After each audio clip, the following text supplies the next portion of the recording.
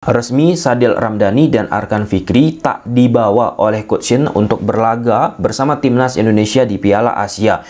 Selain pembahasan soal Sadil, kita juga akan membahas langkah dan strategi yang dilakukan oleh Coach Shin Taeyong bersama timnas Indonesia agar bisa mencapai target lolos ke babak 16 besar. Dan yang ketiga, kita juga akan membahas pemegang hak siar Piala Asia, bukan di konteks Indonesia teman-teman, karena di Indonesia pemegang hak siarnya jelas MNC Group, tapi di Thailand. Sampai saat kita memposting video ini teman-teman, di Thailand itu belum ada televisi ataupun perusahaan yang memegang hak siar Piala Asia. Dan ini juga pernah kita bahas di mana terjadi sebuah turbulensi juga di Liga Thailand. Tidak ada perusahaan ataupun televisi yang berani mengambil hak siar sepak bola yang ada di Thailand. Kenapa hal tersebut terjadi? Aku harap juga teman-teman sudah menonton drama-drama pemegang hak siar Liga Thailand ataupun sepak bola Thailand yang lalu teman-teman. Ini sekedar menambahkan lagi. Oke, sebelum lebih jauh, aku nggak pernah bosan-bosannya untuk ingatkan teman-teman, ketika teman-teman tonton video ini, jangan lupa tekan tombol like-nya. Sadil dan Arkan tidak dibawa oleh Coach Shin ke Piala Asia. Secara khusus, ketika nama Sadil diumumkan tidak dibawa oleh Coach Shin, pro kontra pun muncul. Ini bukan keputusan pertama pro kontra yang dilakukan oleh Coach Shin. Contoh yang paling nyata, kala Stefano Lillivali berkontribusi bersama Borneo FC sangat fantastis, itu tidak dibawa oleh Coach Shin ke Piala Asia, lantas itu pun dipertanyakan. Nah, dalam konteks ini dipertanyakanlah Sadil tidak dipanggil ini itu, ya sudahlah, kita mempercayakan saja setiap keputusan yang dilakukan ataupun diambil oleh Coach Shin. Artinya Adam Alis yang sebelumnya sempat dicoret dimasukkan lagi ke tubuh timnas Indonesia. Aku pikir itu pun keputusan yang bisa juga dikatakan tepat teman-teman, karena esensinya timnas Indonesia pun kekurangan gelandang sentral, gelandang di tengah. Adam Alis yang gaya bermainnya versatile teman-teman, banyak posisi yang bisa dia tempatkan, contohnya sebagai sayap kiri juga oke, sayap kanan juga oke, attacking midfielder juga oke, defensive midfielder juga oke, central midfielder juga oke, box to box perannya juga oke. Itu salah satu ya, aku pikir normalnya seorang pelatih menilai, menetapkan pemain ketika ia rekrut. Aku bukan katakan Sadil nggak oke ya, aku katakan juga Sadil bukan nggak bagus, malah harusnya Sadil bisa kita masukkan ketimbang pemain-pemain yang dipanggil di posisi sekarang ini oleh Coach Shin Taeyong, karena kontribusinya mungkin tidak sebagus Sadil. Tapi ini pertimbangan subjektif ataupun sudah dipikirkan matang-matang oleh Coach Shin, ya aku tetap harus mendukungnya, kita tetap harus mendukungnya. Ketua BTN Pak Sumarji teman-teman, Badan Tim Nasional, ketika Sadil Ramdhani dipertanyakan kenapa tidak dipanggil, mengeluarkan sebuah statement yang jelas sih, bisa menjadi sebuah gambaran. Jadi pertimbangan penetapan skuad ini, kata Pak Sumarji, ada 3. Yang pertama performa, kemudian yang kedua disiplin, dan yang ketiga ada attitude. Kalau kita bicara performanya, Sadil sangat apik bersama Sabah.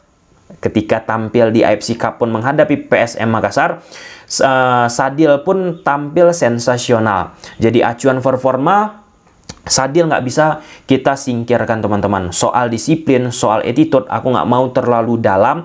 Namun yang bisa kita lihat dari 2 hal tersebut, Sadil menjadi pemain yang mampu mencairkan suasana di dalam sebuah tim. Nah, mampu mencairkan suasana di sebuah tim bagaimana maksudnya, Bang Tom? Bisa dia membuat humor-humor, lucu-lucuan, itu sangat penting loh untuk bisa membuat tim yang tadinya tegang menjadi rileks, dan ketika rileks pemain lain pun akan setidaknya mampu menunjukkan penampilan yang lebih baik lagi. Case close ya soal Arkan Fikri, soal Sadil yang tidak dipanggil. Dalam hal ini kita mempercayakan keputusan yang diambil ataupun dimiliki oleh Coach Shin Taeyong. Kemudian yang kedua, kemarin kita sudah membahas analisis Opta soal peluang peluang timnas Indonesia berlaga di Piala Asia kali ini. Wow, analisis Opta perihal timnas Indonesia di Piala Asia. Melalui superkomputernya, Opta Analis merilis peluang negara-negara peserta Piala Asia dari kesemuanya. Favorit juara adalah Jepang dengan persentase juara sebesar 24,6%. Diikuti oleh Korea dengan 14,3%, Iran 11,2%. Lantas, bagaimana peluang 4 negara ASEAN? Thailand, Vietnam, Malaysia, hingga Indonesia. 3 dari 4 negara ASEAN diprediksi mampu melaju dengan persentase besar maksimal di babak 16 besar, yaitu Thailand berada di peringkat pertama 52,1%, Vietnam 51,4%, Malaysia 43,4%, dan Indonesia menjadi juru kunci 38,3%. Dari keseluruhan analisis yang dilakukan oleh Opta, Indonesia berada di peringkat kedua terbawah dengan nilai persentase memenangkan Piala Asia yaitu 0,2%. Gimana menurut teman-teman soal perjalanan timnas Indonesia nantinya? Coba silahkan tulis di kolom komentar. Dari overall teman-teman, peluang Indonesia hanya 0,2% untuk bisa meraih gelar Piala Asia. Yang pertama itu Jepang. Dan secara kalkulasi seberapa berpotensi timnas Indonesia bisa lolos ke babak 16 besar, hitung-hitungannya dari negara-negara ASEAN yang ikut di Piala Asia ini teman-teman, Indonesia pun berada di urutan buncit 38,3%. Oleh karena itu pun Coach Sintayong pun tentu harus menghitung siapa yang harus bisa dikalahkan timnas Indonesia, siapa yang harus setidaknya imbang dihadapi oleh Indonesia, dan hitung-hitungan sulit bagi timnas Indonesia mengalahkannya.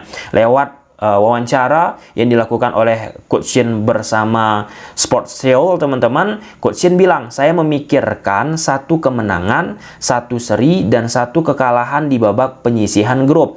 Vietnam harus dikalahkan, ini hitung-hitungannya wajib teman-teman. Di posisi sekarang pun Vietnam sedang mengalami trouble, dan peralihan antara Park Hang-seo dengan Philip Trosser pun sampai sekarang ini belum begitu mulus. Masih ada kendala-kendala taktikal, kendala-kendala permainan, dinamikanya belum begitu berjalan. Meskipun begitu, Vietnam tetaplah Vietnam, menjadi salah satu lawan sulit yang dimiliki oleh timnas Indonesia. Kemudian yang kedua, Irak setidaknya harus meraih hasil imbang.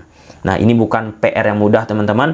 Irak yang diisi oleh pemain-pemain berpengalaman, kemudian dari sisi pendekatan permainan pun sudah klop.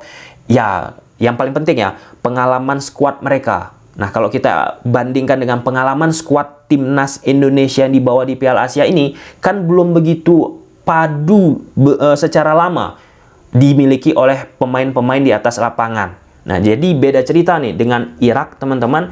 Mereka sedikit banyaknya sudah sering bertemu, sering berkumpul. Ya, itu pun harus menjadi PR penting bagi Coach Sintayong untuk bisa secara cepat mengeluarkan potensi dari pemain timnas Indonesia kita agar bisa meraih hasil yang diinginkan oleh Coach Sintayong. Lanjut Coach Shin, Jepang sejujurnya berada pada level yang berbeda. Ini tidak akan mudah, tapi saya berencana mengalahkan mereka. Wah, ini menarik sih, artinya dengan situasi Coach Shin mempunyai rasa optimisme seperti itu, respect sih. Dan artinya ia ingin meningkatkan mentalitas dari pemain-pemain timnas Indonesia. Dan dengan Indonesia dianggap remeh sebelah mata teman-teman, itu pun menjadi poin penting sih, agar pemain timnas Indonesia bisa nating tulus, bermain lepas. Bermain lepas pasti berbeda dengan ketika mendapatkan tekanan. Walaupun sekali lagi di Piala Asia ini pemain timnas Indonesia, aku yakin mereka sudah mendapatkan informasi, mendapatkan apa yang diinginkan oleh Sintayong, apa yang diinginkan oleh PSSI, yaitu lolos ke babak 16 besar. Artinya kan ada target itu.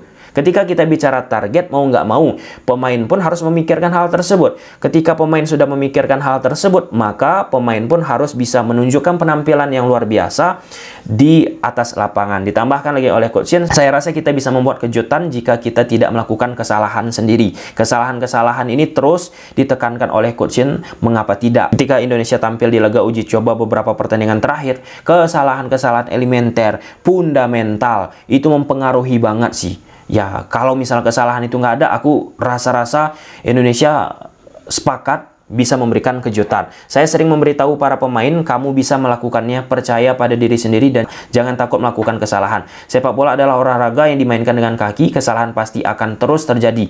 Tapi bagian itu perlu dikurangi. Oke, Coach Shin memberikan toleransi juga, kesalahan pasti ada, tapi kesalahan-kesalahan pun harus kesalahan-kesalahan yang tidak perlu mempengaruhi banyak permainan bagi timnas Indonesia. Yang aku takuti itu teman-teman, bagaimana akhir-akhir ini Coach Shin melatih Indonesia untuk bisa bermain secara konstruktif. Artinya lebih banyak diupayakan oleh Coach Shin timnas Indonesia untuk bisa menguasai bola. Ketika pemain diminta untuk menguasai bola, lalu pemain tidak mampu mengontrol bola tersebut secara prima, apa yang akan terjadi? Langsung dihajar. Oke, kita lihat target yang dimiliki oleh Coach Sintayong ini apakah bisa direalisasikan. Aku nggak kebayang aja kalau misalnya Indonesia bisa mengalahkan Jepang sih di event Piala Asia. Itu bakalan menjadi cerita baru untuk Coach Shin bersama sepak bola Indonesia. Dan yang terakhir, soal pemegang hak siar Piala Asia di Thailand. Nah, jadi perusahaan ataupun televisi yang ada di Thailand ini teman-teman, ini tambahan ya. Aku harap teman-teman juga sudah menonton video aku yang lalu soal pemegang hak siar yang ada di sepak bola Thailand. Jadi perusahaan ataupun televisi yang ada di Thailand akan lebih berpikir ulang untuk mengambil hak siar yang ada di Thailand. Kenapa? Karena pemerintah di sana memiliki sebuah regulasi bahwa tayangan sepak bola harus ditayangkan secara free to air ataupun secara gratis. Nah, ketika kita bicara industri, maka sepak bola sekarang nggak bisa dipisahkan dengan tayangan berbayar. Ketika perusahaan ataupun televisi mengeluarkan banyak uang untuk membeli hak siar Liga Thailand, maka untuk bisa menutupi pengeluaran besar itu tentu menyiarkan pertandingan tersebut harus dengan sistem berbayar. Kebayang nggak? Dengan sistem free to air tanpa bayar, bagaimana perusahaan ataupun pemegang hak siar Piala Asia whatever apapun lah itu untuk bisa menutupi banyaknya uang yang mereka keluarkan. Jadi dalam konteks ini perusahaan ataupun televisi yang ada di sana akhirnya berpikir ulang untuk membeli hak siar karena nggak akan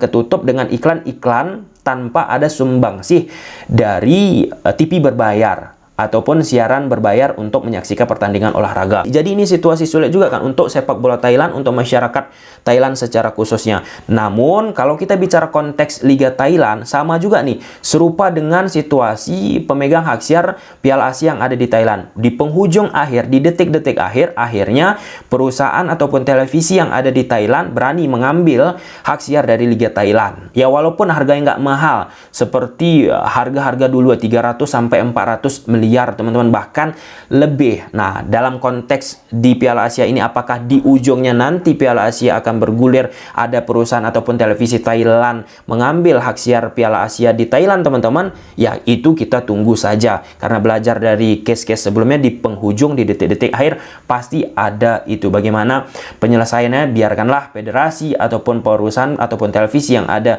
di Thailand untuk memikirkannya. Ya itulah dia beberapa berita ataupun informasi soal bagaimana perkembangan sepak bola yang ada di Thailand. Kita bukan hanya bicara konteks teknis, taktikal, Sintayong, timnas Indonesia dan lain sebagainya, tetapi kita bahas juga soal sistem broadcast di sepak bola Thailand yang aku rasa relevan banget bagi pecinta sepak bola Indonesia untuk harus mengetahuinya juga. Oke, coba silahkan tulis di kolom komentar gimana peluang timnas Indonesia, peluang Thailand, Malaysia, Vietnam untuk di Piala Asia kali ini. Silahkan berpendapat. Bye.